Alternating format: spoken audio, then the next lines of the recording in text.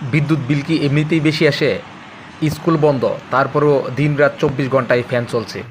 এরকম উদাসীন স্কুল প্রধান থাকলে বিদ্যুৎ বিল তো বেশি আসবে, এটাই স্বাভাবিক। এরকম উদাসীনতার দায় স্কুল প্রধান কখনোই এড়াতে পারে না। একজন লোকের উদাসীনতার কারণে সরকারে কত বড় ক্ষতি হচ্ছে, আসলে এটা না দেখলে বিশ্বাস করা যায় না। ঘটনাটি ঘটেছে বীরগুচিনা সরকারি প্রাথমিক বিদ্যালয়, হালুয়াঘাট, ময়মনসিংহ। যারা এই মুহূর্তে ভিডিওটি দেখছেন, ভিডিওটি শেয়ার করে ছড়িয়ে দিন এবং সবাইকে সচেতন করুন, যাতে স্কুল, কলেজ, অফিস, আদালত ছুটি হওয়ার পর লাইট, ফ্যান বা অন্যান্য বৈদ্যুতিক সরঞ্জাম যাতে বন্ধ করে তারপরে যায়। এতে দেশ ও দশ উভয়ের উপকার হবে।